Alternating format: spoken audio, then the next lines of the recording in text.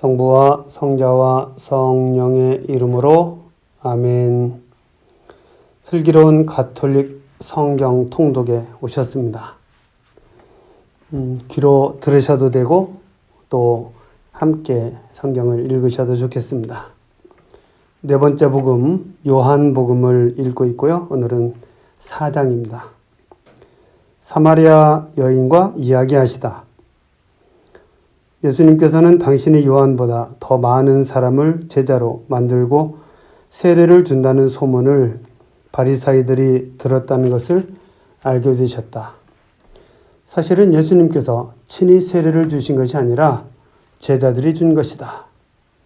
그래서 예수님께서는 유다를 떠나 다시 갈릴리아로 가셨다.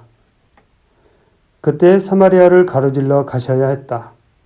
그렇게 하여 예수님께서는 야곱이 자기 아들 요셉에게 준 땅에서 가까운 시카르라는 사마리아의 한 고을에 이르셨다. 그곳에는 야곱의 우물이 있었다.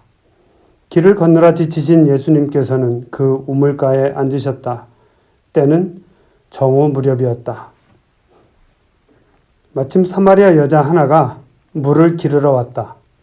그러자 예수님께서 나에게 마실 물을 좀 다오 하고 그 여자에게 말씀하셨다. 제자들은 먹을 것을 사러 고을에 가 있었다. 사마리아 여자가 예수님께 말하였다. 선생님은 어떻게 유다 사람이시면서 사마리아 여자인 저에게 마실 물을 청하십니까?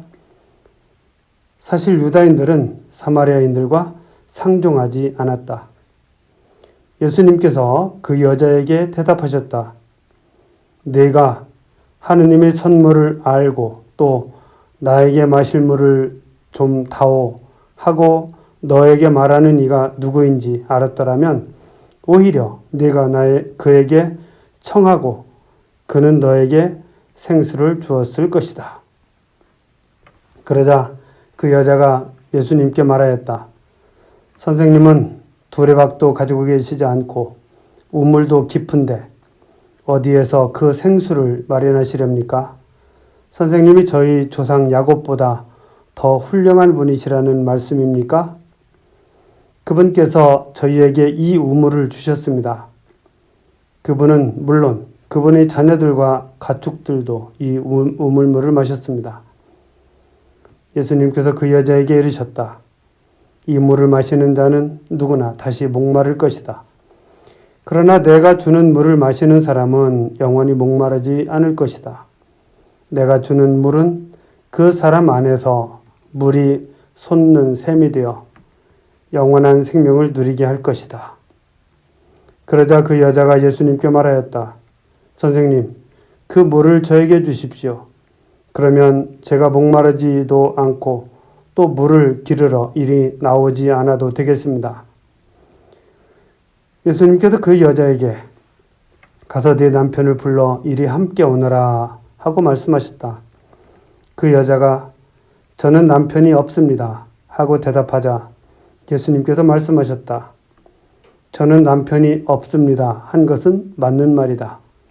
너는 남편이 5이나 있었지만 지금 함께 사는 남자도 남편이 아니니 너는 바른 대로 말하였다. 여자가 예수님께 말하였다.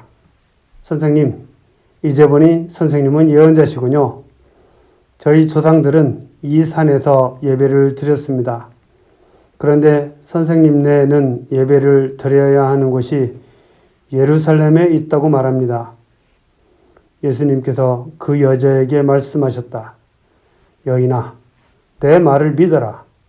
너희가 이 산도 아니고 예루살렘도 아닌 곳에서 아버지께 예배를 드릴 때가 온다.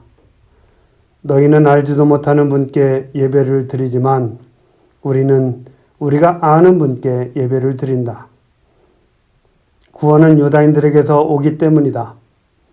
그러나 진실한 예비자들이 영과 진리 안에서 아버지께 예배를 드릴 때가 온다.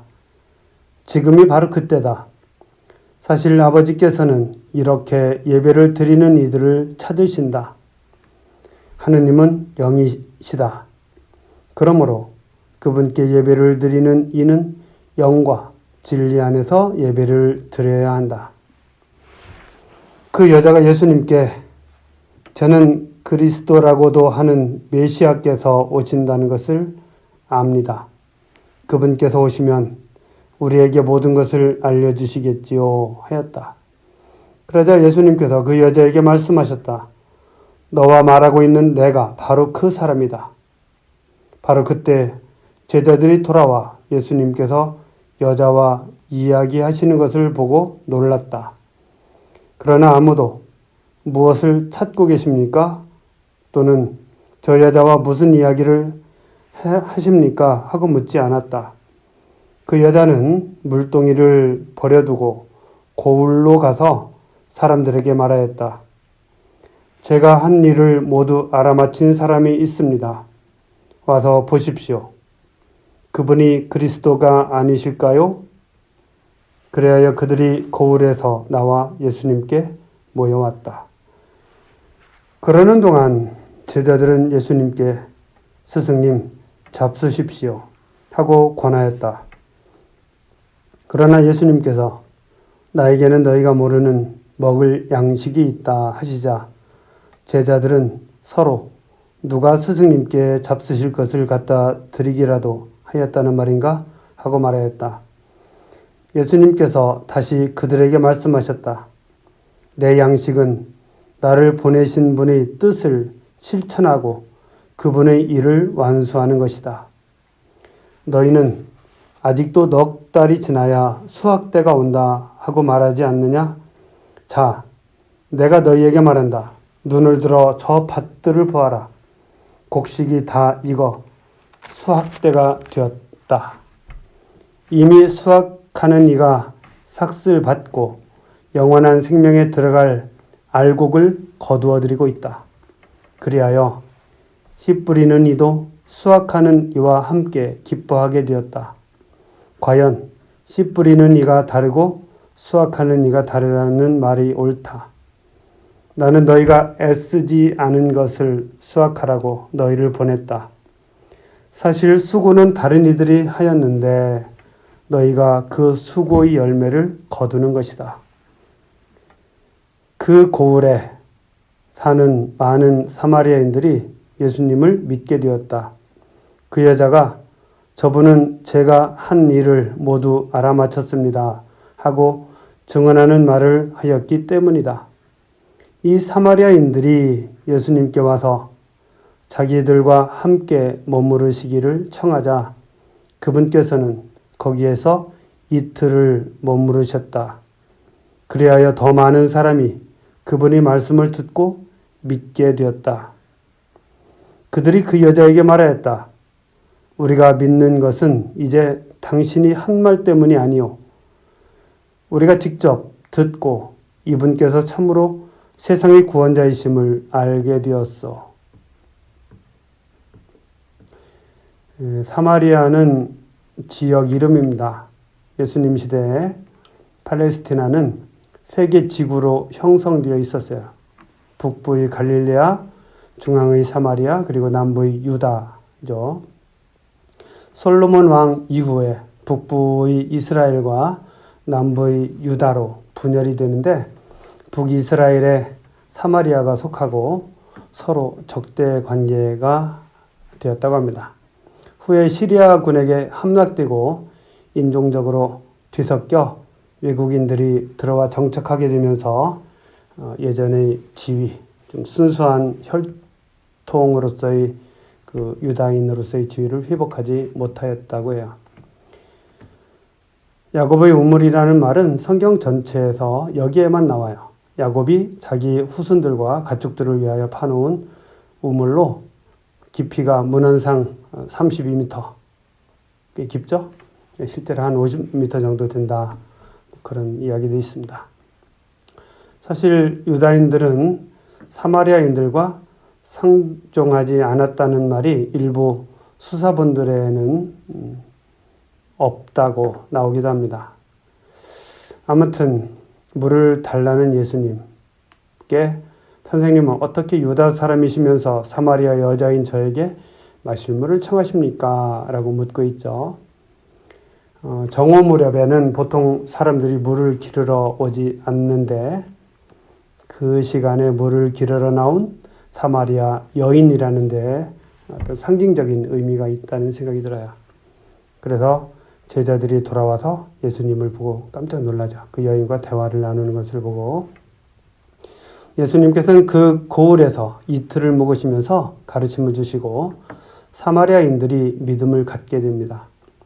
유다와 사마리아라는 견고한 벽을 예수님께서 없애버리시고 모든 사람이 구원이 대상임을 보여주는 봄바람처럼 따뜻한 말씀이라는 생각이 듭니다. 왕실 관리의 아들을 살리시다. 이틀 뒤에 예수님께서는 그곳을 떠나 갈릴레아로 가셨다. 예수님께서는 친히 예언자는 자기 고향에서 존경을 받지 못한다고 증언하신 적이 있다. 예수님께서 갈릴레아에 가시자 갈릴레아 사람들이 그분을 맞아들였다.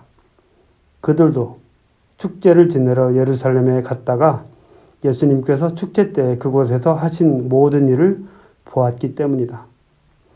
예수님께서는 물을 포도주로 만드신 적이 있는 갈릴레아 가나로 다시 가셨다. 거기에 왕실 관리가 한 사람 있었는데 그의 아들이 카파르나움에서 앓아 누워 있었다. 그는 예수님께서 유다를 떠나 갈릴레아에 오셨다는 말을 듣고 예수님을 찾아와 자기 아들이 죽게 되었으니 카파르나움으로 내려가시어 아들을 고쳐주십사고 청하였다. 예수님께서는 그에게 이르셨다.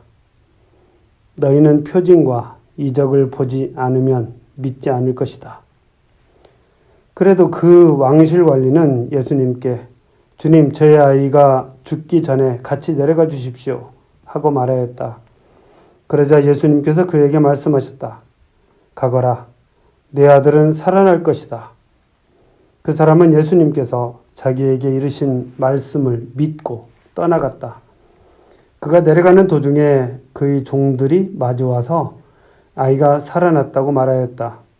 그래서 그가 종들에게 아이가 나아지기 시작한 시간을 묻자 어제 오후 1시에 열이 떨어졌습니다 하고 대답하는 것이었다.